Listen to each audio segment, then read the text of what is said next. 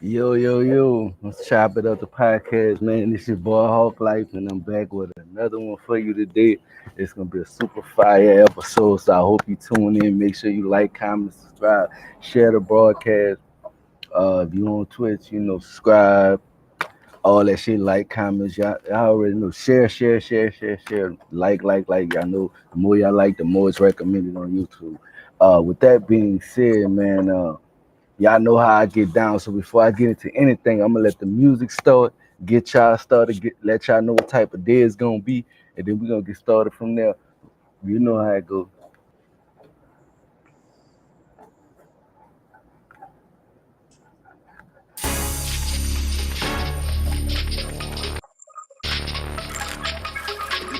You come here now, not as a judge or as a prosecutor, but rather as a legitimate object of international criticism.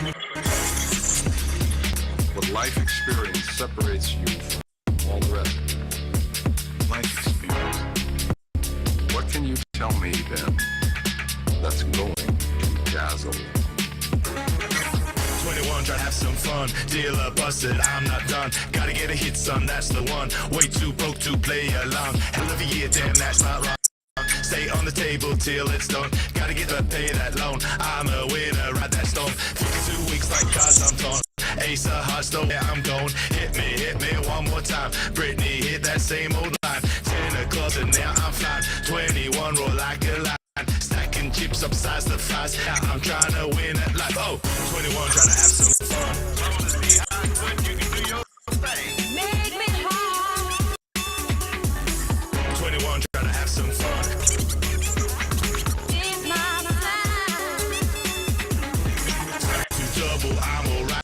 Gotta take a risk, yeah, I'll survive. Out the shoot, 2 diamond fives. Born in April, that's a sign. My stone, I'm made of fire. Think I'll split those no fives. Dealer hit me 469. I just busted 4 in 5. Keep it cool, eyes in sky. One more hand, I'll play tonight. Picture, split them twice. 2 straight aces, damn, that's nice. I'm in the line of fire. Roll and rawhide. Build another baby, won't retire. Dirty Harry's on my mind, bro. 21 trying to have some fun. You can do your thing. Make me hard. 21 trying to have some fun. It's my time. Yeah. 21 trying to have some fun. You can do your thing. Make me hard. 21 trying to have some fun.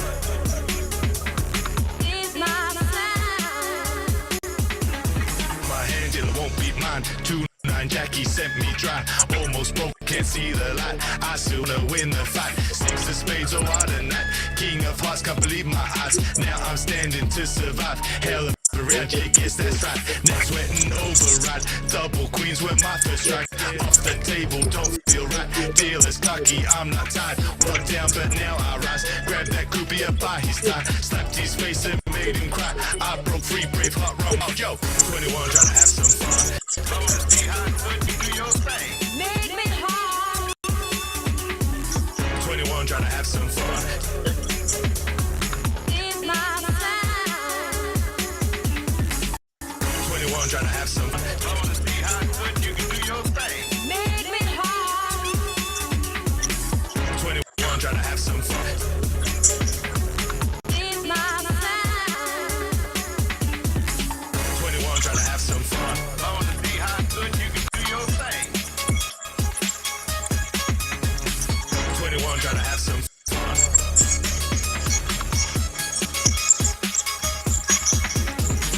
21 trying to have some fun. I wanna see how good you can do your thing. 21 trying to have some fun.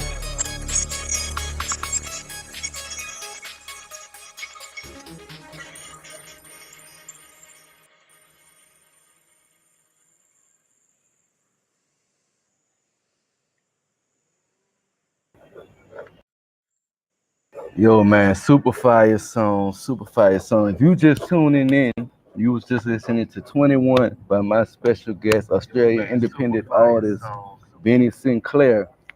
Super fire. What's up, my guy? Hey, what's up, man? Pleasure to Oh, be here, man. it's a pleasure to have you. Before we get started, for those who don't know who Benny Sinclair is, give them a little bit of background, a little bit about you.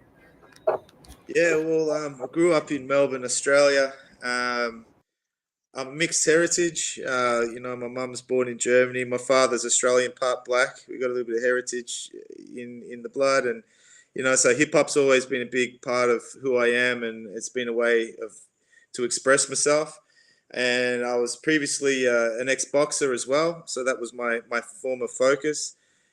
And hip hop's been the expression. And for me, my boxing and my hip hop's always kind of been as one, to sort of help develop the artist that I am. And and I am an independent artist, but as of January 2020, I signed to a Californian-based label who are also an independent label called Round Two Music. And again, the boxing tie was closely tied to my music because the owner of that, Mr. Charlie Perez, he also used to manage boxers back in the day. And and through a couple of different degrees of separation, we kind of fell into our circles, and our paths met through synchronicity, I suppose. And I ended up signing to them. So that track, number 21, is the first single off my soon-to-be released album. So I'm glad we opened the show with that, and I'm glad you're feeling that track too, my brother. So much respect, and I just want to say too, geez, it's an absolute honor to be speaking to you based in New Orleans. I mean, that's amazing. I have so much respect for the music scene in your city. I'm honored to be here today speaking to you, man. Absolutely, man. I appreciate you for having the kind words. We do have an interesting music scene down here, and when I first heard that, it brought me to EDM. It brought me straight into the EDM world, but I love the hip hop vibe with it Yeah, as well. I think it was the beat more so, but the beat was super dope. yeah. Shout out, I believe I want to say his name right. I believe the last name is Lee Ray. Who Oh, filmed the it? producer, yeah, CJ Dolan. Yeah. He's a big and you're on the money there. He's a big EDM guy. That was right into his forte, and also in Melbourne, the house scene and the electric scene is huge. So we kind of wanted a track that kind of crossed over a little bit from having a record deal in the States, but being from Melbourne. So so that's how that track worked. But big shout out to CJ, and he had a bit of a family tragedy recently. So my respects and condolences to you, my man. And Yeah, condolences. yeah, and yeah, he previously had a big hit in the EDM scene with a track called Dreams, and I always loved that track as one of the EDM tracks that really stood out to me. So yeah, it's an honor to be and pleasure to be working with him all these years later. What was the creative process behind making 21? Yeah, well, it was one of those tracks. So CJ and I, we started the new album in California in 2020, but because of COVID, it was hard for me to go back. We had some very strict lockdown rules here in Melbourne, and so actually, me and CJ and I had worked on a different record many years ago when I was with a group called Bouncer, and I needed someone to kind of pick up the missing pieces or the missing stems, so to speak, of what we started in the States. And what made it more problematic is the producer that I worked with in the States, he passed away in the studio working on that album. So I've got a tribute track to him on the album as well. However, so we're working on the album. When it came to 21, it was just one of those tracks where he just played that beat, and I had something down in like the first 30 seconds. I'm like, yeah, 21, gonna have some fun. Dealer busted, I'm not done. Gotta get a hit, son, that's the one. Way too broke to play along. Hell of a year, damn, that's not wrong. And we started with that, and then it was just like that, man. It was almost like a freestyle. I said, yeah, we got to do something on that beat. So, you know, sometimes the best tracks are just those ones where it's almost effortless. It just comes natural. So I think that tempo, that beat, really matched my style. And I think CJ, having worked with me for on and off for so long, you know, he knew, he must have known that was the type of direction to take it. And so it just came easy. But the content of the song itself, 21's a significant number for a number of reasons. I have some family born on those birthdays and births and deaths and a few different reasons. But the track itself is about blackjack, about gambling, taking risks in life. Sometimes they pay off, sometimes they don't, but that's just life. But you know, the main thing is you learn and you keep going and you don't get knocked out. And Ain't that the you know, truth? yeah, that's how it's been. You know, with this musical journey, really. Yeah, so it's about blackjack, it's about gambling. You know, so I was sort of, you know, I could see that track getting played on, you know, on big what we call Bucks nights or bachelor nights and in Vegas and stuff like that. That was the kind of vibe we were going. You know, just a crazy, trying to capture that kind of anxiety of when you're on the gambling table. Because I used to play blackjack when I was younger. I learned my lesson. That was one lesson I learned, that if I keep playing, I'm going to lose all my money. I walked away when I still, you know, when I was young enough to make that money back. But yeah, you know, we try to capture that anxiety, that franticness of you have a hit, you have a win one round, and then the next round you're down again, you're out, you're broke, and you know, that feeling, that kind of, you know, what I used to feel when I used to gamble. So yeah, that's what it's about, bro. And yeah, you know, it's just it's out there for entertainment and possibly, as with all my music, I like to have a bit of a message. So yeah, lessons learned. You know, like, you know, if you don't know when to walk away from that table, you're gonna do your balls, so to speak. You're gonna end up broken, knocked out. Oh, I already know. I used to play a little blackjack myself. I was pretty decent on the table, but I never would go the full route of taking the full risk. But I didn't have my days with cards. So Yeah, I do understand. You got to know when to fold them. You got to know when to walk away. You definitely do. that's it. That's it. 100, Def- man. Definitely. You mentioned that you used to box. What inspired you to start boxing, and what inspired you to start making music? Uh, yeah. Well, I started boxing to you know, I started kickboxing when I was in my teenage years. I really wanted to box, but I just I like kickboxing too. I like martial arts. I love it, but boxing, it was more the rhythm, and I think my biggest boxing inspiration was Mike Tyson. You know, I watched a few documentaries on him when I was younger, and you know, having completely different life, completely different scenario growing up in Melbourne, and completely different family upbringing and all that sort of stuff. But there was just elements of what he was going through that I could relate to, and that I think just watching documentaries of him and seeing the thing about Tyson back in the 90s, people were just, he had so much bad media attention about him and going to jail, but I didn't care. I just liked what he did in the ring, and I could see, I felt like I could understand him, and I could understand why he boxed, and that's what I wanted to do. So that was my biggest inspiration. And then as I towards the late 90s, I started to learn more about Muhammad Ali. I watched the When We Were Kings documentary, started watching his fights, and I noticed Ali rhymed, you know, and I was like, shit, I listen to rap, you know, I love my Oh hip yeah, he hop, rhymes. but He Ali talked was his like a stuff. pioneer. Yeah. And so to me, that's what I was saying earlier, boxing and hip hop always went hand in hand. And even to the point where when I used to walk into the boxing gym and hear the speedball and someone, you know, someone like a drum machine, you know, and then someone on the big heavy bag, boom, boom, like, you know, like a subby, and then, you know, someone on the skipping rope, like a snare, you know, and that's what I was hearing, and then try to box accordingly. So that's my favorite thing about the boxing was the rhythm. And, you know, in the early days, I thought, yeah, it's about how tough you are and all that. I didn't mind.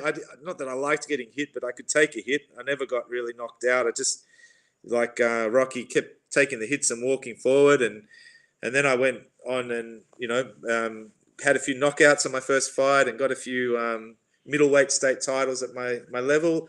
Then I took a break. And I started coaching, and then I started taking my rapping a bit more seriously. Before it was just probably from like 11, 12, I would write notes of lyrics, and just with a tape cassette, just play the cassette and rap over the top, or, you know, make your own kind of mixtapes of the best songs you liked and all that sort of stuff. Sometimes rock up to parties and rap, but I'm talking about Australia here, and not many people rapped. And I would always, people would always say, "Oh, you know, you're white, you can't rap." That's what they used to say back then. But I knew, I had a photo of my grandmother's grandmother. Actually, she's black, and when I've done in recent times, we didn't know where she's from, to be honest. And when in recent times I did my DNA, I found out I'm part Nigerian. So we think our ancestor might have either come from the States, or she come via the Caribbean or something like that to Australia, you know, a while back. But it motivated me to think, hey, I have this rhythm inside me. I know that's something I want to do.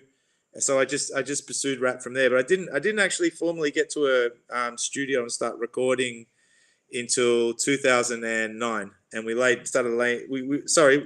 about 2005. But the process dragged on. We didn't release the album until about 2009. And then I was with a group. We took a break again. I coached boxing. I did bouncing, nightclub security work, and all that sort of stuff. And then I found my way back into the boxing ring, and I had 2 professional fights. And you know, that was, I kind of left boxing when I was younger as an amateur, because like, it was probably sort of financially motivated. I had other problems going on. Like, I was in that kind of Olympic standard. I was about 21, having idolized Mike Tyson. Mike Tyson won all these, had won the heavyweight championship of the world at 20. And I just, at the time, I guess I didn't realize what I knew it was an amazing accomplishment, but just how amazing, like how rare that is to get a heavyweight title at such a young age. And I was 21, still in the amateurs. Like, I was representing my state in boxing, but to me it was like, wow, I'm so far off. You know, maybe I'm never going to make those millions. And I guess I took the decision to kind of just take a break and started doing nightclub bouncing work. And we were getting in all sorts of, like, Australia's not the firearm laws and all that's very, very strict, but there's still like rough, pubs, people drinking, people on drugs. They don't like some ex-washed up boxer trying to tell them not to come in the club. They want to. And so it was a lot of sort of. I was in some very volatile situations, but lucky I never got hurt. I could defend myself, did what I had to do, and then eventually found my way back in. I never turned amateur just to go to the Olympics. I always wanted to turn pro, and I always wanted to chase fame or fortune in my boxing. But by the time I got to pro, I was already mid-30s, and it was just like, a matter of just having a couple fights, having a bit of fun, and just sort of like, doing really, fulfilling in my heart what I always wanted to do, and that was be a pro fighter. So, I had a couple fights, and I was still writing music on the side. I was like, my second fight, I was late 30s already, and my management team came across, and they said, Benny, we think you won your last fight. We think it's best you retire now. And I took that on board. It hurt a little bit. I wanted to maybe get a belt, a state title belt or something like that. But I took their advice on board, and I just wholeheartedly pursued my music. And released my first solo album outside of the group I was with, Bouncer, in 2017, and that was called The Impeccable Word. And it's it was the commencement of a 4-album series. I call it the Agreement series. It's inspired by the 4 Agreements by Don Miguel Ruiz. It's a belief system which cuts out a lot of negative energy in your life.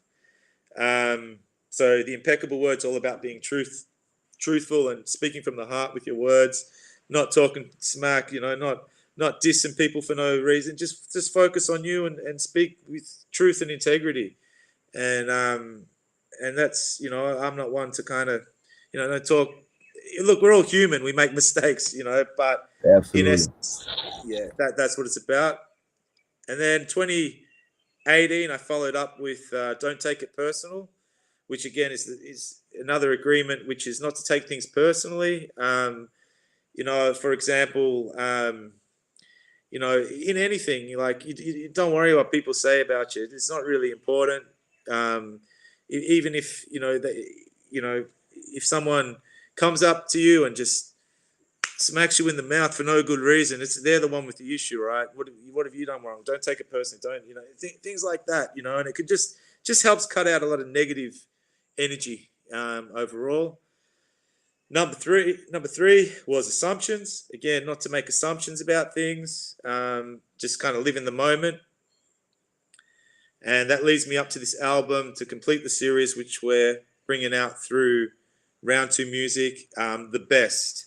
And the best is about doing everything to the best of your ability, even trying to live up to the agreements to the best of your ability, no matter what, And if you kind of go into any kind of, like if you go into a boxing fight, and you're not in the mood, and you just roll over, you just want an easy payday. Yeah, okay, you got an easy payday, but you're not going to feel too good about that, for the rest of your life, right? So you always put in the best you can, and if you keep throwing punches to the bell, you do everything your coaches tell you to do, but the judges see it a different way, so be it. You still kind of can walk out of the ring with your head proud, and that's the way I see it. So that's what the new album is inspired by, doing your best, and I feel it's the best my audience has heard from me yet, because there's some real banger tracks on there, and plus it's a compilation of like we said, American production, Australian production, and I think that's kind of also, having touched on me and my heritage, that blended sort of style, that eclectic artist, as some people have called me. That's, I think, is a good representation of me. So I can't wait to share this new album with you guys, coming out on the 3rd of the 3rd, 23, 3rd of March, 23. So make sure y'all tap in and tune in, and make sure y'all go check that album out when it come out. I ain't gonna hold y'all with all my talking. Just know, like, comment, and subscribe. Excuse my background. And also, excuse my background. We didn't plan this, but it happened. But We just need with a that spray being, can. yeah, that's it. Shoot. But with that being said, man, we're gonna get back into the mix because I don't want to try to get too complacent. Boy, and this right here is Jungle. We're gonna go in the vote for y'all. This Jungle right here. Yeah, yeah. Land Yeah, down under. It's a jungle down here. Woo! sir.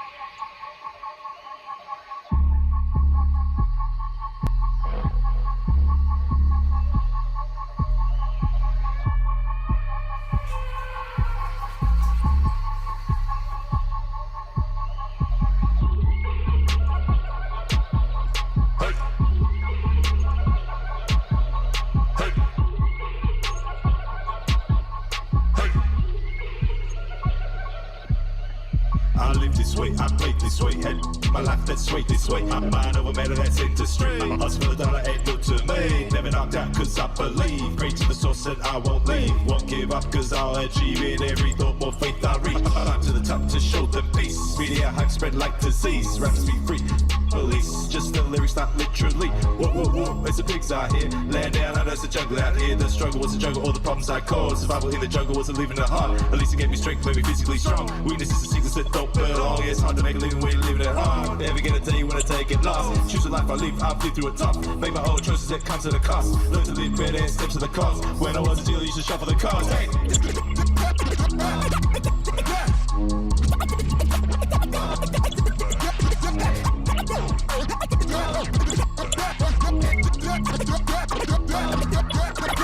I'm living in this jungle and I'm living it hard. I'm hunting for a living and by that I mean broads. I'm chasing all the dollars from the past that I lost. I'm dodging all the cameras that they flash when I pass. I'm drinking more than ever just to drown all my thoughts. I'm sleeping more than ever cause I'm tired from cots. I'm banging more than ever cause the girls like the sauce. I'm bumping like a Hoover then it's just my fault. Land down, it's a jungle out here. It's a jungle out here. Land down, it's a jungle out here. It's a jungle out here. Land down, it's a jungle out here. It's a jungle out here. Land down, it's a jungle out here. It's a jungle out here. Never be afraid to go against odds. My money on my life like Koi Toss. Get it all together, not as easy I thought. Wanna climb high, hold life like a bus. Wanna shine brighter like the sun on the cross. Wanna inspire, that's the reason I'm lost. Wanna rise up, be the father I was. Never forget, forgive, took a loss. Turn the life around, bring the message like God. Spread the word loud, hear the music like song. Never be afraid to admit what's wrong. Voices in my head, I wonder where I'm from. I wrote me a song, that's where I belong. It's a jungle out here, I'm the rapper King Kong. Sweet to the militia, trying to 10-ton bomb. The survival of the fittest, I go all day long. Land down, it's a jungle out here. It's a jungle out here. Land down, it's a jungle out here. It's a jungle out here. Land down, it's a jungle out here. It's a jungle out here. Land down, it's a jungle out here. It's a jungle out here. I'm spending all the dollars earned from breaking the law. I'm slapping all the bitches when they front in the jaw. By that I mean the stitches, not the ladies, of course. They got me by the breeches and I'm hanging like drawers. I gave up all my paper, now I'm screwed and divorced. I'm staring out the window, chasing answers, I'm lost. I'm praying more than ever, keep me straight now, oh Lord. I've ever been a player, I got played, I won't fall.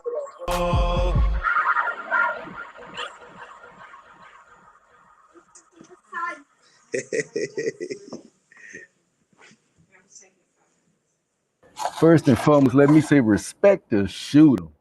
Whoever shot that man, respect the shooter. First and foremost, let me tell you, first of all, if you just tuned in, I'm interviewing Australia independent artist, Benny Sinclair, and you just heard, because I want to make sure I get y'all these right, because you know I fuck up shit, y'all know I am. Jungle. Now, funny he said that because soon as it brought me to that, I immediately thought about one of the goats of Australia that we know personally down here in the States because Oh, the impact that he had on the States and Australia. Rest in peace to the goat, the one and only Steve Irwin.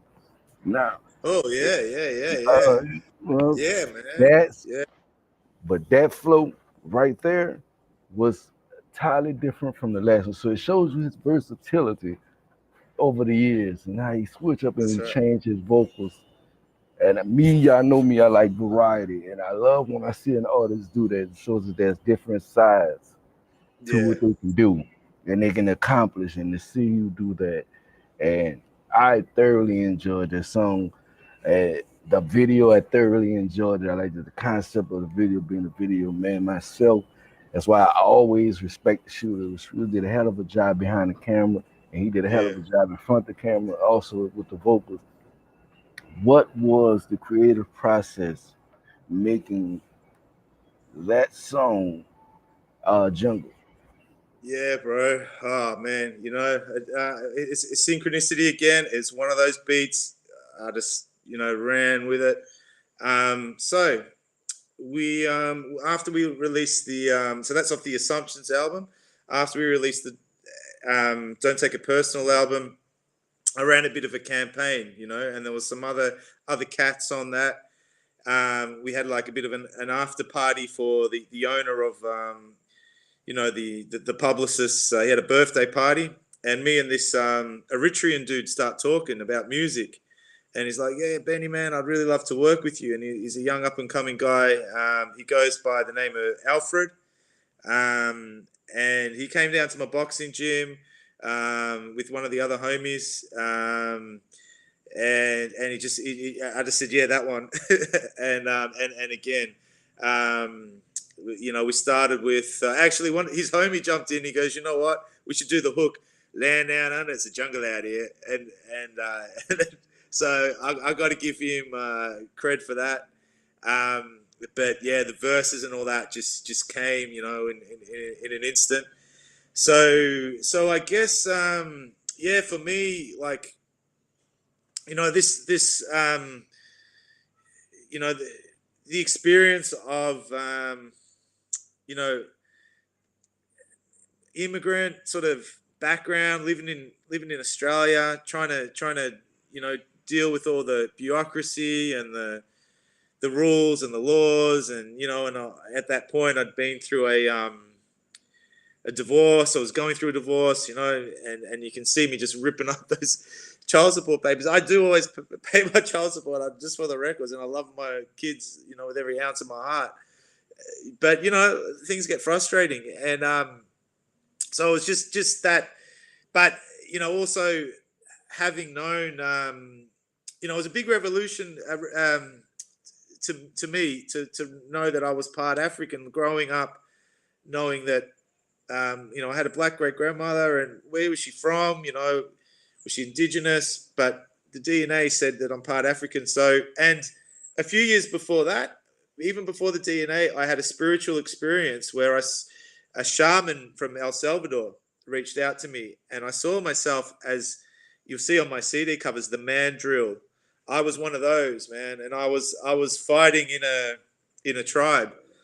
It kind of makes sense now that I know it was calling me back to my roots. It was calling me back to my roots, and so you see that little monkey puppet that was, even though we didn't have a mandrill one, it was still like my.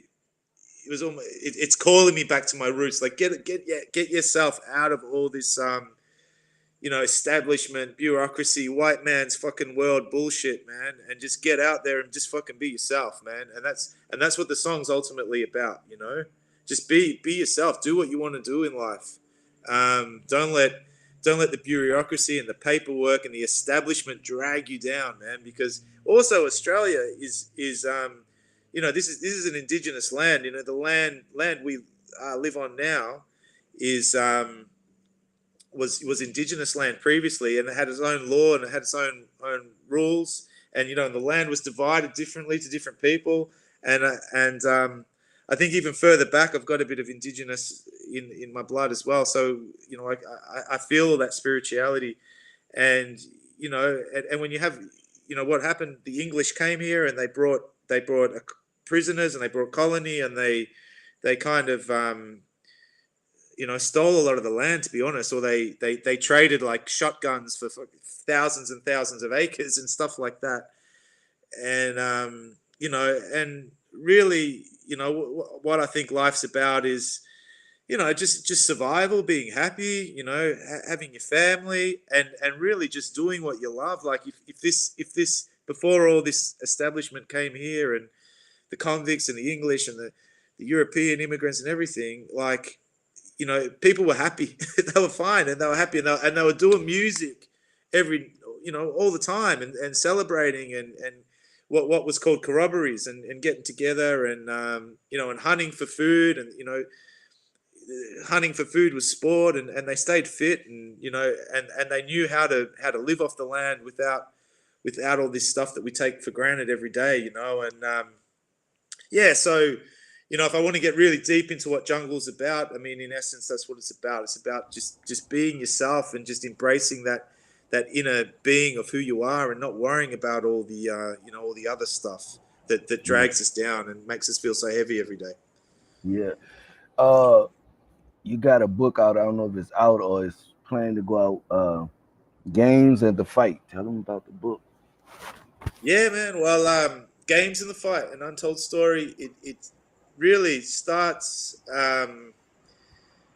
with, I wanted to write a book that documented what it was like growing up in Melbourne, Australia, being of mixed descent, and what that meant, and coming from a working class background, and also coming from a broken home. Like my mother and my dad split up when I was young, and my mother remarried, and then she had problems, and just the everyday sort of trivial stuff. And also what's important in the book is how much us people living here all the way down under are influenced by you guys in the USA, and you guys are just, I had a thought, look at this, man, like a Raiders cap, and that that is sort of, as soon as this sort of American apparel came out over here, like I was wearing it because I felt like, it was an expression and representation of who I was. Like we had, we were, all our TV shows were American, all our music was American. There were a few Australians that broke through, like in the rock scene, like AC/DC, that are from Melbourne, and a few other rockers that are probably better known here. But so the book really documents that history of the type of music we listen to, what started the trends, why we did the things what we did, and also I've kind of used my own life as a canvas, and I've compilated a series of short stories that all weave into one overall story, which is really about how hip hop and boxing changed my life, and how I eventually found myself, right? And it's not an autobiography, it's a memoir, but it's ultimately, the message in this book is, if I can do it, you can do it too, right? If I can, it's about rising above your circumstances and succeeding, right? No matter who you are, no matter where you're from, if you put your mind, your heart, your energy into something, you can get there, right? And don't worry about trying to, if we're talking about the rap game, don't worry about trying to be Jay-Z or Dr. Dre. Just find your own success, your own happiness. It's just like, just like the indigenous people of these lands did back in the day. They didn't need all that other bullshit. They were just happy doing what they're doing, because you've only have one life, and you've got to live it, and you've got to do the best you can while you're on this planet. Do everything right by you. And if you do everything right by you, everything's automatically going to come all right for your family, because things are going to fall into place for them as well. And you're going to teach them the right way, because I also got 5 kids. So, maybe it took me, I think by my first kid, I understood that. Life was different. You know, when I had my first son, things changed a little bit, and you're not doing things for yourself. You're suddenly not doing things for your ego. Everything suddenly that you're doing is you're doing it for your kids and your family. And yeah, so in a nutshell, that is the message that I'm trying to deliver with my story. So I feel, and it's highly entertaining. It really you'll enjoy it. Like it's kind of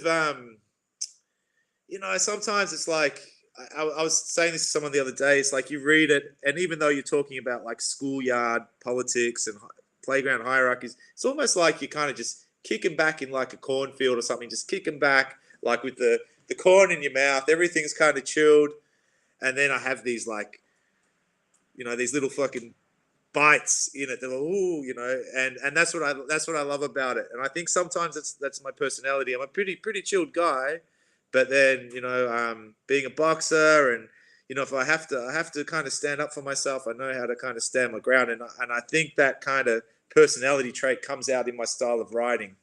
And yeah, so I please check out the book. It's on. Yeah. It's available from pre-order. Uh-oh. It's on the 7th. It's publishing on the 7th of March. You can get it on Amazon. You can get it at Booktopia, Barnes and Noble. You can walk into a Walmart store and order it. Games and the Fight, an Untold Story, Benny Sinclair. Please check it out. Yes, I mean definitely. that from my heart that it could change your life. So check it out. Definitely, definitely, definitely check out Games and the Fight. Definitely check that out. Go cop that wherever that says salutes to Chinks. I see you in the building. Um, really quick announcements. Thank God it's Friday Music Fest coming through. You know we coming through with that. Sign up, artists sign up now for the tournament. You perform regardless if you win the tournament or not. The tournament is for the headlining gigs, for the headliners for the 2 nights of the music fest, which is the third and the fourth.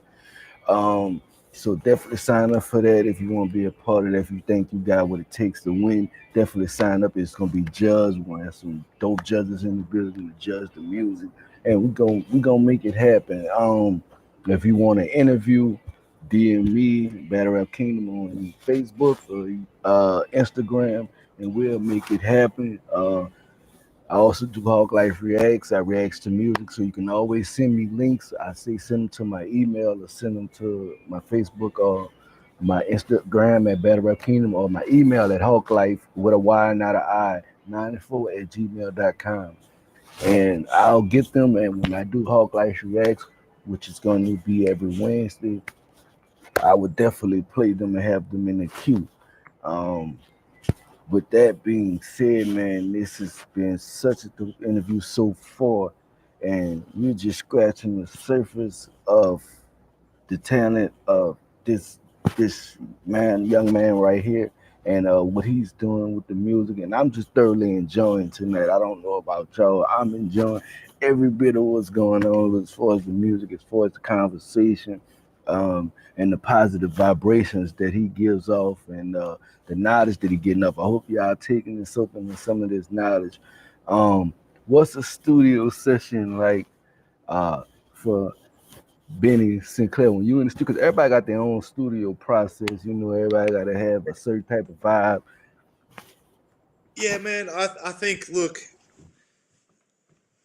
it's my favorite place to be, the studio. It really is. It really is, man. Like people say, they've asked me, do you prefer? I like performing, but the studio is where the magic happens. That's where the spirituality comes in, and you're just there with your peeps. So it is somewhat of a spiritual experience, and yeah. Look, sometimes we can just go in and start with a beat and just get us like when we started the best. There are 4 tracks actually recorded. We've actually released one single called In Cali. So that one single's come out through round 2.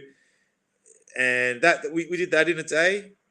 Almost every track we did in the studio in Irvine in California, we did in one day. And there was me, DJ Bobby B, who's the DJ for Sugar Free. So he's always on tour with Sugar Free and stuff like that. So he's does some cuts and scratches on the album. And Jay Stank,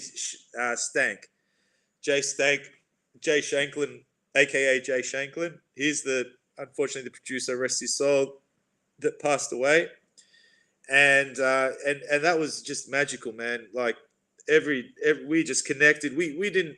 So you've got a mixed heritage Australian, Jay who's African American, and Bobby who's Mexican American. Guys, and we never met each other, but Charlie from round 2 put us all together to work on this album, you know, and it was like we're family. We become family, you know, and that's how moving studio sessions can be. And even with CJ here in Australia, it's not. He's like family as well, and he takes me in as family when I'm at his house. So we share, you know, a lot of emotion, a lot of spirituality, a lot of vision. And hey, there's times where you push each other. You know, when questions are asked, is this the direction you want to go? Is this what you want to do? When they push me, and my instinct might be like, you know, get fucked, like leave me alone. But you know, and it brings out some sort of emotion. But you know, they're just working for you and for the better of you. You know, it's almost like a father scolding you. You know, and that's how that family bond sort of grows. So. Yeah, that's probably the best way I could sum it up. But with the trials and tribulations aside, there's no musically, studio is everything to me, man. Like, but sometimes I'll go in a little bit more prepared. They give me a beat. Actually, lately I'll say this because this is quite big news. I've got a track coming out with the rapper Glasses Malone. Based in the States. Yeah, and that process is completely different, although we sort of connected via socials and all that sort of stuff and phone and all that. But that process was different. He sent me a beat, but again, man, you're going to love this track because it's just one of those beats that I went, 30 seconds. I won't give away the lyrics just yet. Boom, boom, boom, boom. Sent it to him, and it was on, man. He'd already put his verse down. So had we been in the studio together, that magic would have happened. But it doesn't. It can happen with technology these days. Like you and me are connecting now. You know what I mean? Like the same, you know, kind of thing. Like it's technology's involved. We've got oceans between us, but we're connecting on a new level. Well, that happens on records and on tracks too. And then same thing happened with the guy in Colombia. I've got a track coming up. This guy from Colombia, and I want to just go on holiday in Colombia. So, like, I'm like, I'm going to do this track, man. I hope it blows up and we can go and do shows and do interviews over there. But apart from that, he's a really cool dude. But the communication is different with Colombia. They're a little bit more kind of like, let's do this, let's do that. A little bit more structured, a little bit more fast, kind of talking and fast moving, but really, really, that rapper's name's SB, and he's a really, really cool guy too. So yeah, we shot a few video scenes for that on just on 2 days ago. So we're going to do a compilation of scenes here in Melbourne and some scenes where he's from in Bogota, which is like the party capital of Colombia. So yeah, so it's going to be a crazy track when that comes out. But yeah, so yeah, like even though the studio's hitting the bit, sometimes if you connect, and the creative process can be just as uplifting and just as spiritual when you well, what happened with those two tracks, so the Glasses Malone and this SB track, I went to the studio here and laid down my verse. I mean, I have a home studio. I could have just laid it down here, but I thought, no, I want to do it properly, have a producer at least cut up my lyrics and stuff, cut up my vocals properly and all that. And so like as technology evolves, as the world gets closer, the production process is also changing. But you can't beat just a day in the studio with with like-minded artists, just connecting and just laying it down from scratch. That's actually my favorite thing to do. Like you just walk in on a day, yeah, you're all on a certain vibe, and then you just lay that track down. And I feel that's how I've got my best tracks via that Yeah, method. absolutely. Yeah, Absolutely, that's kind of my vibe in the studio too. A lot of people, y'all don't know how. If y'all didn't know, I make music as well, so I don't just. It's a different element of with this interview when it's an artist interviewing the artist.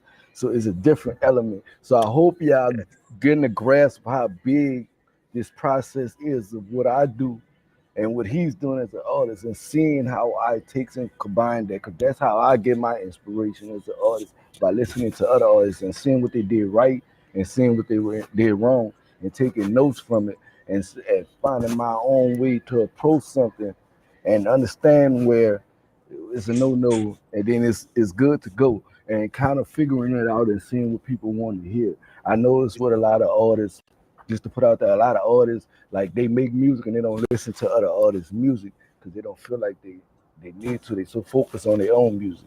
But that listening to other artists' music will help with your growth 100% yeah, because it'll that's keep it right. fresh.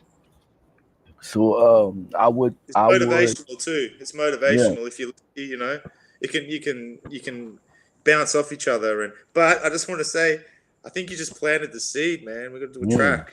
You mm, planted the seed. yeah. We'll jump on check for sure. For Yeah, man. sure. Put me down, Uh bro. I've got my word on that, man. You want me to rap on a track of yours, man? I'm down. We'll lock it in. We're done. for sure. I Yeah. definitely reach out because I'm working on this first album. So I definitely got a couple slots open that I definitely want to put features in. So definitely I will reach out. Um, we're not gonna, like I said, we're not gonna hold y'all too long. We're gonna go back into the music because Yeah. we don't want y'all to miss nothing. You know what I'm saying? Nothing. Yeah. This is, and that's it's only fitting. It's called "Nothing Comes Easy," which is absolutely true in life. Yeah, man. Nothing Yeah. comes easy.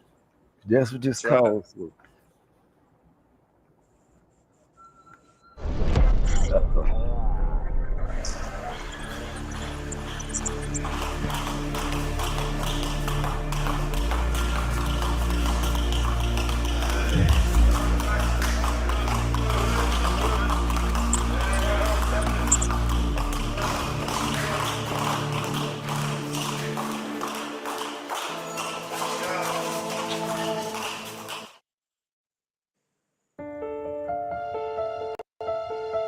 Yeah, you gotta believe in yourself. Only one thing holding you back. That's right. Negativity has no place in my world, cause nothing comes easy. All my life not new to me. Been around the block for you cross the street. Take it as a sign, don't stop, believe. I can see it in your eyes, it's fear. Just breathe. It's not the first you feared defeat. You done the hard work, now just repeat. See, each night you dream. Let's rise up now, let the whole world see. Nothing in this life is out of reach. Reach your hands up high, let action speak. The moment's here, you're at your peak. The battle's won before you sleep. There's only one thing that's holding you back. Get your mind right now, it's time to attack. Remember you're a fighter, get yourself on track. You took a few hits, but your heart's intact. Cause you were born a fighter. You gotta believe it. You gotta earn your right. Cause nothing comes easy. Nothing comes easy. You gotta earn your right. Nothing comes easy. That's right, come on. You never had a fight like this before. You done the hard rounds, forget the score. Gotta dig deep and timing, big speed. You're a winner in my eyes to see. Push a little harder, it's in your reach. Climb a little higher for you and me. Wanna inspire your family. Wanna show your fans just where you've been. Wanna show the world your victory. Wanna go down in history. It's your mama right now, cause you believe. Time to strike back, let the poor man eat. Seen it since you came to me. The time is now, you can see. Focus on the prize, there's no defeat. That man in the mirror will succeed. Cause you were born a fighter. You gotta believe it. You gotta reach for the sky. Come on. Cause nothing comes easy.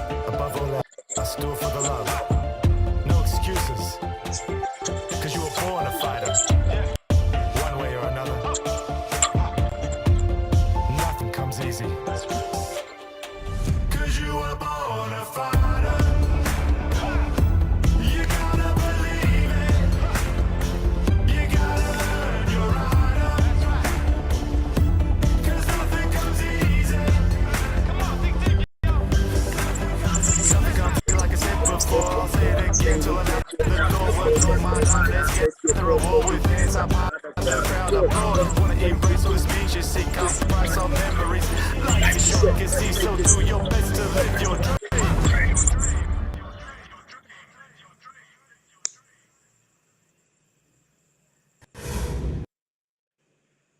Yeah. See, that's the type of stuff that I feel like the game be missing, right? I didn't know it had a little bit extra, but www.bennysinclair.com. Anything you Yeah. need to know, make sure you go over there and check it out. But definitely for me, that's now I want y'all to understand some. A lot of people don't know because I don't say this in my videos. A lot of times when I watch people videos that I interview, I intentionally do not watch the music beforehand. I wants to watch it here so I can give an honest opinion of what I feel about it. What I like about this song is the positive message, and I've been saying this a lot. It's so refreshing when you hear music and it's not all shooting, killing, stabbing, Yeah. pussy ass. Excuse my language, pussy ass. All those extra things. It's just Yeah. motivational music. There's somebody out here that needed to hear what he said, and I'm gonna repeat it in case you missed it. Nothing in life is easy. No. Even when you feel like you want to give up, continue to fight. Yeah. You know what I'm saying? Because I understand that the road get tough. I done been there. I done lost people. I done found people that left this earth. I've been through the worst of the worst. I'm from one of the worst cities in the world. As beautiful as it is and as fun as Yeah. it has its dark Yeah. moments. And life Yeah. also is the same way. As beautiful as it has its dark moments. Mm. And you got to be able to endure through the moments. That right there, that shows you how I embrace music. I love music that makes me feel. And if Yeah. it can make me feel something, it's a win in my book. You know what I'm saying? Yeah. And I want to understand that message. Yeah. Well, like nothing comes easy is like, yeah, I live in Australia, but a different society. But yeah, man, I fell through the cracks. There were stages in my life. I wanted to be a big gangster, man. Don't get me wrong. I did. It's the facts, man. And I've written about this stuff in my book. But it was a dead end road, man. I wasn't going anywhere, And I had a bit of a forewarning. I won't give it away because it's in the narrative. I had to change my ways and change my ways for the better. My main, when I had boxing in my life, I had a lot of focus. But in that in between times, I fell between the cracks too, and like it's never going to get you anywhere. You know what I mean? And also like these agreements have helped me, not take things personally. Like I've been watching the documentary, the series on the 50 Cent brought out, and I first got onto it through Glasses Malone. Anyway, it talks about the rap, the recent murders, and I think there was a rapper in New Orleans. It was somehow linked to Juvenile and Currency. I can't remember the name. I mean, he was maybe on Currency's label. Anyway, it talks about his murder in New Orleans and stuff. But I'm pretty sure a lot of this stuff is going down, and particularly in Chicago too. A lot of it is with social media, and what people say and the comments. And man, like if you don't take that stuff personally, why would you let it get you? Is it worth someone else's life? Is it worth your own life?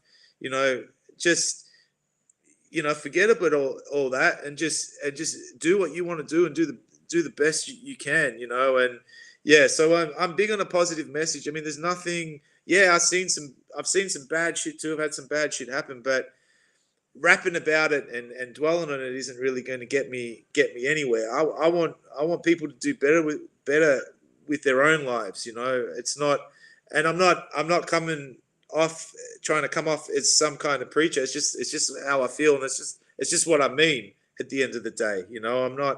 I'm not giving that message necessarily to sell records. In fact, you probably sell more records going the other path. That's the thing, but I, what like they have there's a saying in boxing actually. Train hard, Mm, fight easy. Train mm, hard, fight easy. So do the hard work, mm, and when it comes to time to get it, things are going to come easier to you. But in saying that, nothing comes easy. Nothing comes easy. Nothing's going to come without the hard work, and that mm, is a fact, man. That is an mm, absolute fact. You've got to be willing to, whether that's just hustling well, and hustling, man. The best hustlers aren't like grabbing the next MC or the next freaking stepping stone and rubbing their feet in the ground. They're just networking with the right people, mm. and that are going to help them get. Yeah, it's ultimately about helping them get to where they want to go, but bringing them along with them for the journey. And that's what Absolutely. it's about, man. You can't just, the one people that just sort of take and think of themselves. It's limited, man. You might tread on a few toes. You might steal a few people's lunch money, but in a few years you're going to be starving, and people are going to pretty soon catch on that they're not going to give up their lunch money anymore. They'll be taking that person and rubbing their face in the dirt. So, it's just that sort of philosophy what I'm about. You know what I mean? And I appreciate it. Everyone that's been there for me on my journey, and I want to be there for people on their journey as well, and I want to, inspire them as much as I can with my messages, and ultimately with my album and my book. They're what the ultimate messages are. The stuff that we're brushing on today. So. Yeah, Man, so I think nothing comes easy. Really sums that up. It was absolutely. also probably the track that got the record label's attention in the States and in California. I can And see it. yeah, and from there they started playing it a little bit on radio, and then they asked me to come out and record the tracks with Bobby B. Yeah, that's Yeah, so that's one of them tracks. I'm not surprised. That's one of them tracks. yeah. Um, Speaking of on boxing, we got a mega fight coming up. Javante Davis versus Ryan Oh, Garcia. Who do you got? Javante Davis all the way. It's just too. He's hard, man. He's hard. He's a hard Yeah, little. yeah, I like it, man. I like it. Yeah. I mean, I like the hard fighters over the pretty boy fighters always. yeah. But he's a little Mayweather and Tyson got in a lab Yeah, and said we're gonna design this fighter, and Javante yeah, Davis came out, yeah.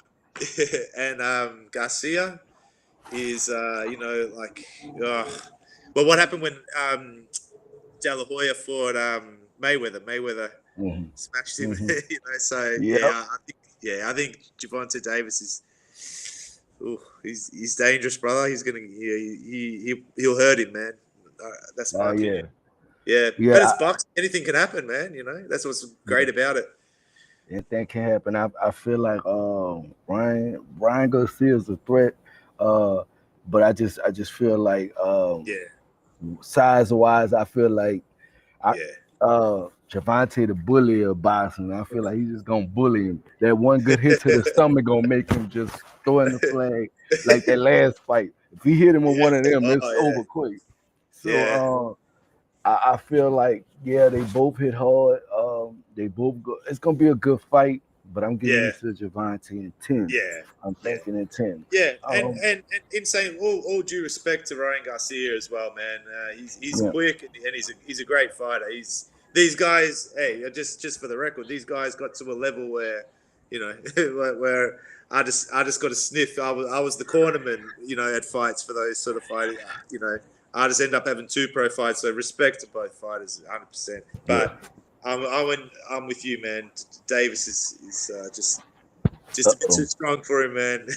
Yeah, the tank gonna Yeah, ram him over. I don't feel like he's gonna be a pushover, but it's gonna be lopsided for the yeah, most part.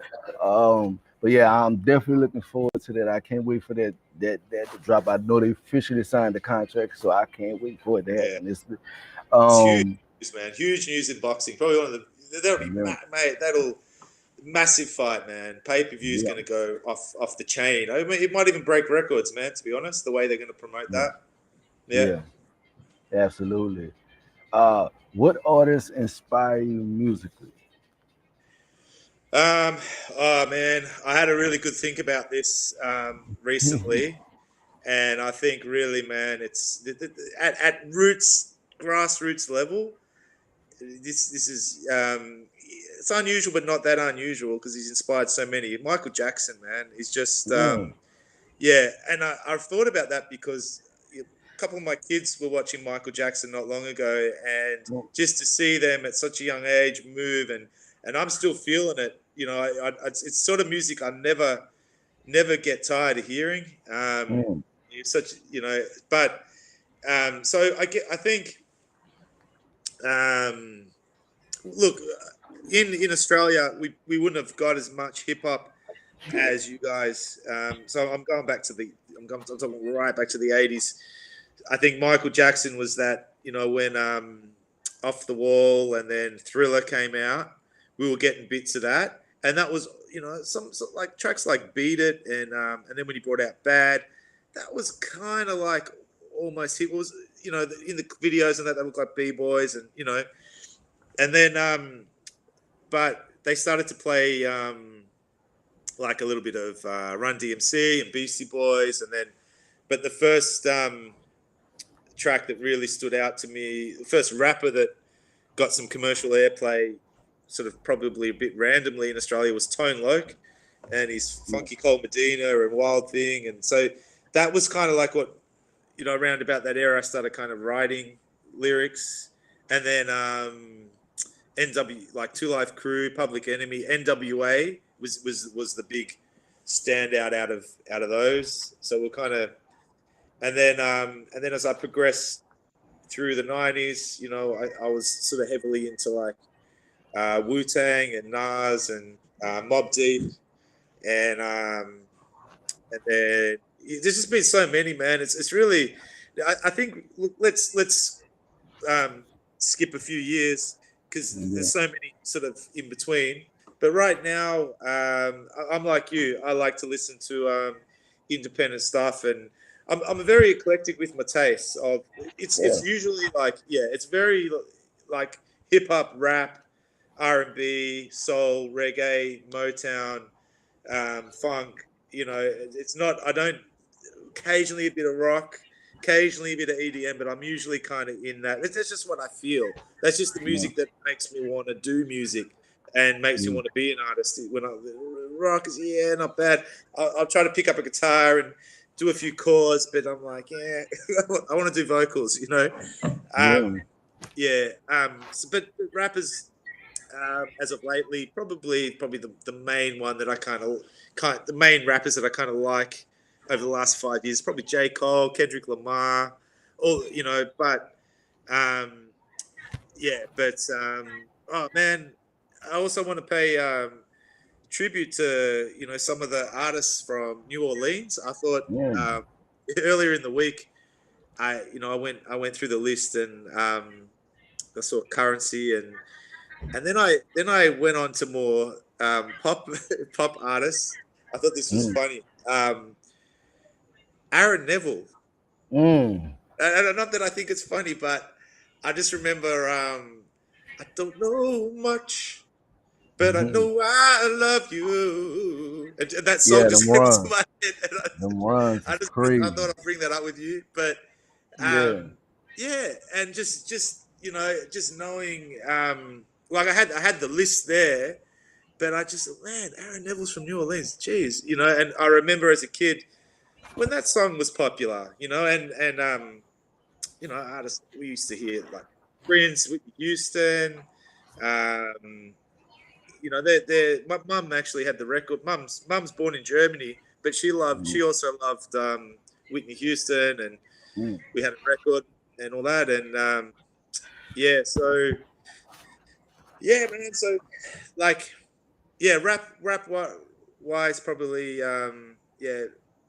Out of all them, probably J. Cole, sort of the standout. J. Cole and probably Kendrick Lamar, 21 Savage, late of a newer kind of thing. Drake, but I don't know.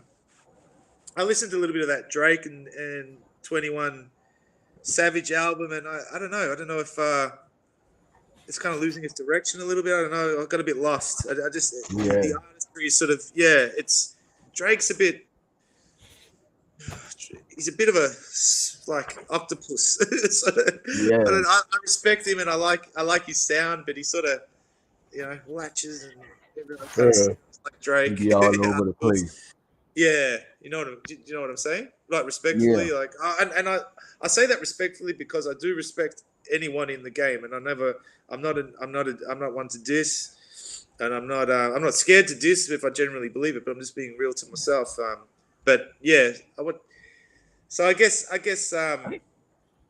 yeah, respect to Drake for kind of bridging the gap between rapping and singing, and and and rapping okay too. Like some of his tracks are all right, But yeah, yeah, man. I mean, I yeah. like Drake is dope. since working with Glasses Malone and all that, checking out some of the sounds on the West Coast. So Glasses Malone, Sugar Free, Cocaine, all those OGs.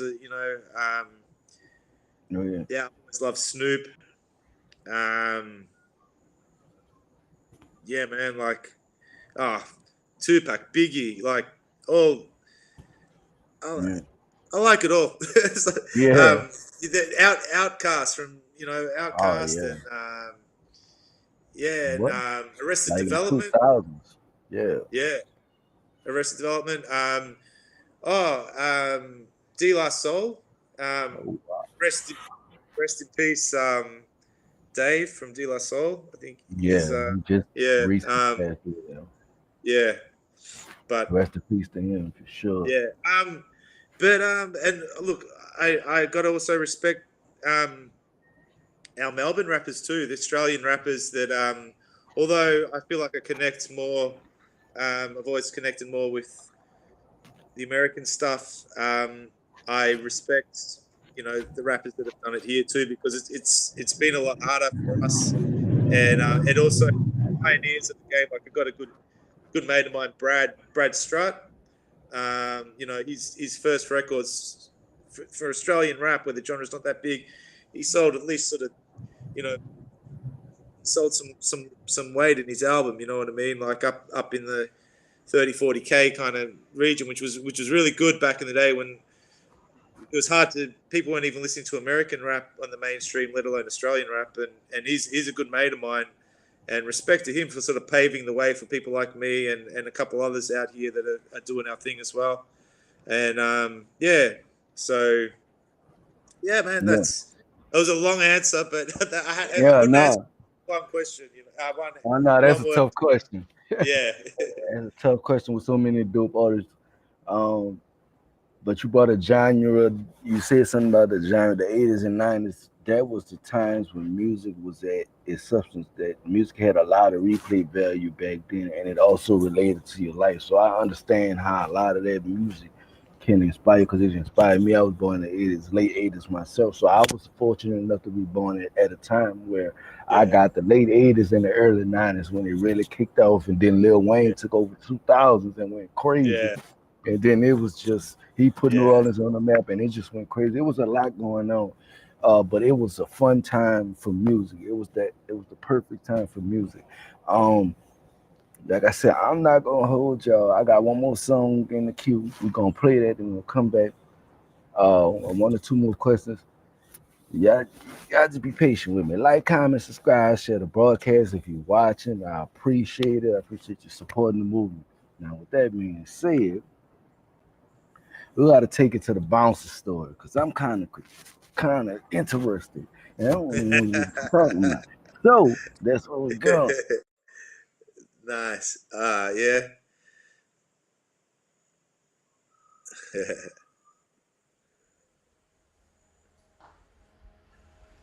Yeah, so let's see.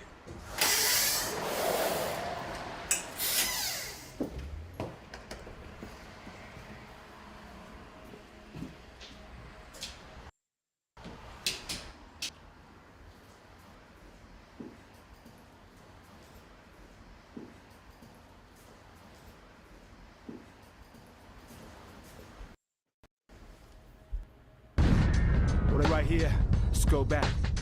Way back, way back. Back in the day. Right back. Back in the day. Where we at? Back in the day. It's time to go back in the day. What? Back in the days when I was in school, I loved causing ruckus and breaking every rule. Each day was full, thinking I was old school, free from regrets, playing cards like a fool. Out day at night, just home to eat. My house is full of anger, so I kicked it on the street. Damn, how to get into this jam? To get out of this, I need a violent plan. Didn't know about karma when I was young. Just wanted to crack heads and have some fun. We used to waste our life away.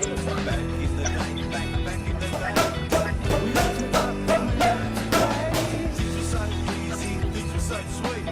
We used to kick it on the street. Back in the day, when we did things our own way.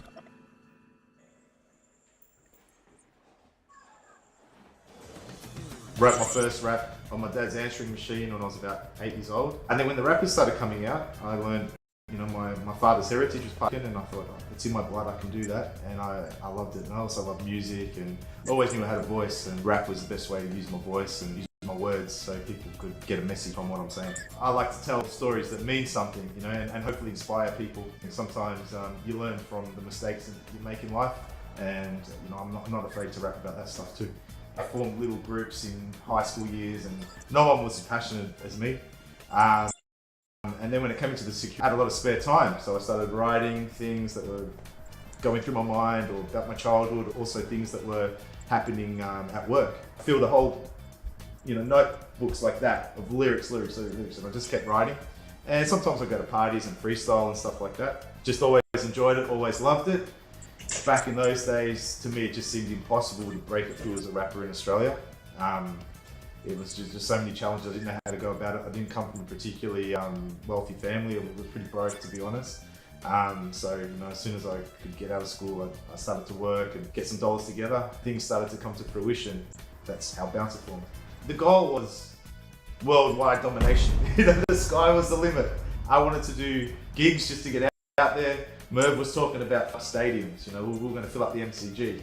You know, that was our goal. So the sky was the limit. We were the world's first bouncing rapper crew. We saw ourselves like maybe NWA or something like that, which was big inspiration of mine and Merv's. But yeah, the sky was the limit. That's how we saw it. Bouncer, stepping at a monster, nothing. If you try to start something, I'll take you out, no doubt, I'll bounce ya. You can always count on the bouncer. It's actually fresh. I've always had an interest in hip hop. Probably my first cassette tape that I had, I Run DMC. From there, I've always had a keen interest in hip hop. Got into Snoop and Dr. Dre and all sort of the stuff that we were listening to here in Australia. NWA was huge. You get down to Central Station and you buy your cassettes and yeah, off you went. You know, I never actually thought I would do hip hop or rapping or anything like that, but then when I was bouncing the clubs, you know, I worked with Benny.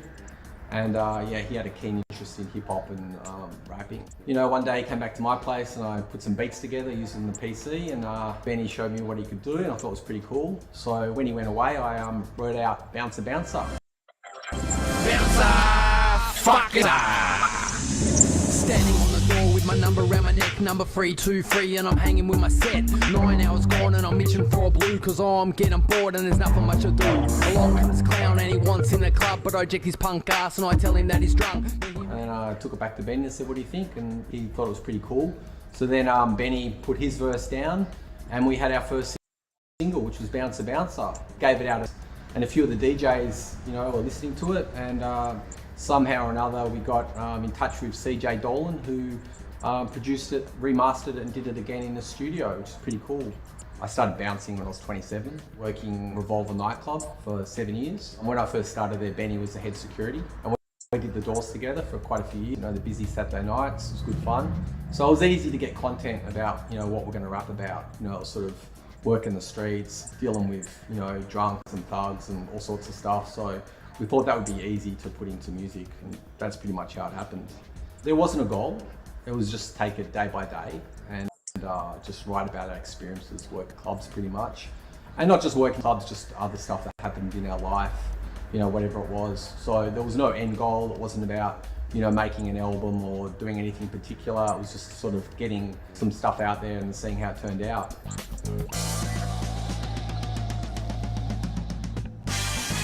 Leaf Bugsy was a tag, and the tag about because I used to love the old gangsters from the bootlegging days. There was Benjamin Siegel, and I'm actually Benjamin Sinclair, so Benjamin Bugsy Sinclair made sense, and that's how it come about for me. Nice one, Benny.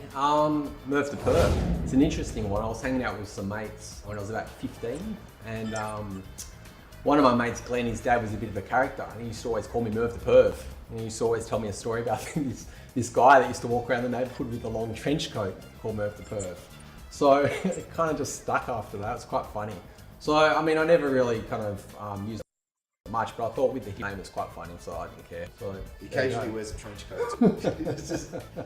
When we got the call to do this interview, I just thought I'd reminisce a little bit through some of the clips on YouTube. I've got to Bouncer Bouncer, and I've got a little 2-year-old, and he heard the first verse, bouncer, bouncer, bouncer, bouncer, bouncer, fucking bouncer. Then it rips into my, you know, working on the streets of Chapel. I knock back this bloke who offers me a pineapple. And the little guy's feeling it. All right, it's coming up to the next hook. Bouncer, bouncer, bouncer, bouncer. And the kids start singing it. Bouncer, bouncer, I'm like, shit. Bouncer, bouncer, fire truck, bouncer. So for a little 2-year-old to pick it up, man, that's got to be my favourite bouncer song, for sure. Yeah, nice. Oh, that's a tough one. I actually don't know. Pretty much most of my lyrics are really inappropriate, so I kind of struggle with kind of thinking back to what I wrote about now, 15 years later. But to be honest, I always thought Get in the Kitchen was pretty funny.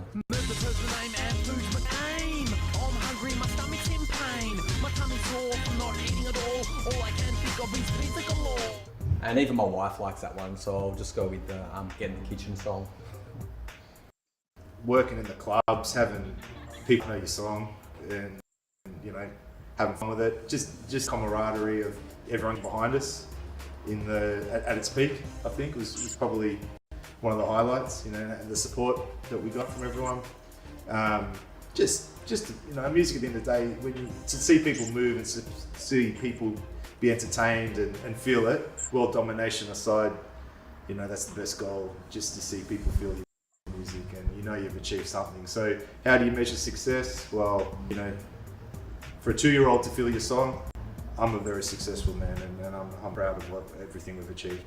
For me, it was just a launch gig. I really enjoyed that. That was just everything coming together. You know, just performing and playing at Revs and filling up the front room. It was really cool, and all friends and that coming down to check us out. So yeah, it was definitely the launch gig at Revs. Some of our gigs, there was some trials and tribulations, but it all made it entertaining. And you have to think on your feet. You know, you're pressure. You've got a crowd in front of you, and I think probably our bouncing experience helped with some of those situations. There were times where things didn't quite go as planned, but yeah, we had to think quick and go on with the show. The show goes on no matter what. You know, that's the beauty of live entertainment. You know, people can expect the unexpected at times and embrace it and be part of it. And when they do see you on TV or hear your song on radio, they say, I remember that crew, I remember when, you know, dudes jumped on stage and tried to steal the microphone or whatever it was, you know. But, you know, those little improv moments they're memorable, and you learn from them and you get better from them as well. Yeah, one of our first gigs, I think we played in front of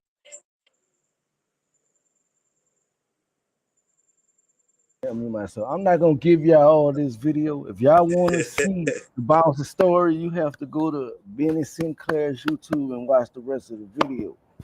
Okay. Shout out to Murder Perv, because he has some bars too. Yeah, man. Yeah. Bars too crazy. Yeah. Bouncer would never have been Bouncer without Merv the Perv, and that's a fact. Like I said earlier, I was kind of getting at it. Like, no one really took me too seriously as a rapper. I was serious about it. It was kind of like I had a party trick, you know, and everyone was. Most of the people were listening to sort of more EDM, and we'd be at a party, a break beat would come on, I'd start rapping, and people thought it was great at the time, but nothing ever sort of happened. Yeah, well, yeah, Merv realized I had a passion and somewhat of a talent, and he sat me down, and you know we got over to his crib, and we started putting lyrics down in his computer and all that sort of stuff. And yeah, and then Merv loves his hip hop as well. He's just as passionate about it, but he hadn't really rapped before that project started. But as the months, days, weeks, years went on, he developed big time. And yeah, man, the guy can rap. So respect to him. And shout out Merv if you're listening to this, man. Peace, my brother. You know I love you, man, and you know appreciate everything you did back in the day too, man. Because we got a dope album out, and it was historical, and yeah. So thank you, brother. Yeah. Let the people know what you got coming out, where they can find you at, with social media platforms, etc. Yeah, on Instagram at Benny Sinclair, and these days my Insta kind of links everything in. I'm on YouTube at Benny Sinclair, Spotify Benny Sinclair, Apple Music, all the major streaming platforms at Benny Sinclair. Um, but if you're having trouble finding it, as my man Hawk Life mentioned before, www.bennysinclair.com. That's got all my links there. You can hit me up, DM me direct. Now, if you're after the book for that, Games and the Fight, An Untold Story by Benny Sinclair. If you search Benny Sinclair or the title on Booktopia, Amazon, or you go into your stores at Walmart. I'd love to see it on the stores at Walmart. That's like a dream coming true, being from Australia. Have your book on a Walmart store. It's dope. Yeah, order it in, hassle them, say, hey, get that book in by Benny Sinclair. You need to have it. Yeah, and they won't regret it because it is a life-changing book. So yeah, get onto it, and stay tuned for my upcoming album, The Best, Benny Sinclair, brought to you by Rambo's album under a label, and that'll be available on all streaming platforms on third. So thank you. Definitely make sure y'all go and get that. Make sure y'all get the book. Make sure y'all support the movement, support the artists. Most importantly, with that being said, special thank you to my guest, Benny Sinclair, for being in the building. It was a pleasure having another Australia artist on and talking this music, because I love when people get to understand the relationship with music. It doesn't matter where you from, we all relate because the music connect us, and that's the way it's supposed to be. And if you was watching, like, comment, and subscribe, share the broadcast, all that good stuff. Chop it up the podcast, your boy Hawk Life. Chop, chop, chop it up. Let's talk. Yeah, chop it up. Big thanks to Hawk Life. Respect. Thanks for representing everything you stand for, my man. It's a pleasure to talk to you. You're a great soul, great energy. Repping your city to the best in New Orleans. I like that you're trying to flip. You know, I've heard about some of the negative stuff going on there, but you ain't about that. You're representing you. You're representing artists, and you're representing music, and I respect that immensely. Thank you for having me on, brother. I'll be happy to come talk to you anytime. And yeah, much respect to you, and much respect to anyone listening and has taken the time to hear the story today, and that tunes in to this man's show. Subscribe, like, do what you got to do, because Hawk Life here, he's the real deal. Yes, sir. Like, comment, Scott, like I said, chop it up the podcast. You already know. Tune in tomorrow night, though. I have to put this in there. Tune in tomorrow night. I will have I'm gonna say 6 p.m. I will have singer songwriter Jay Walk in the building. I know you've been postponing it, but he will be in the building tomorrow, and we will make that happen. Like I said, continue to support the artists. Every artist that come through here, I wish them nothing but success, and I get the pleasure of helping push their career. I get the pleasure of getting their sound out, and that right there is enough for me. And every artist that then came across my platform has said the same things that shower me with much love and support as they have given me. So it lets me know that I'm doing the right things, and I'm gonna continue to doing what I'm doing because I love music in that way. So with that being said, peace, blessings,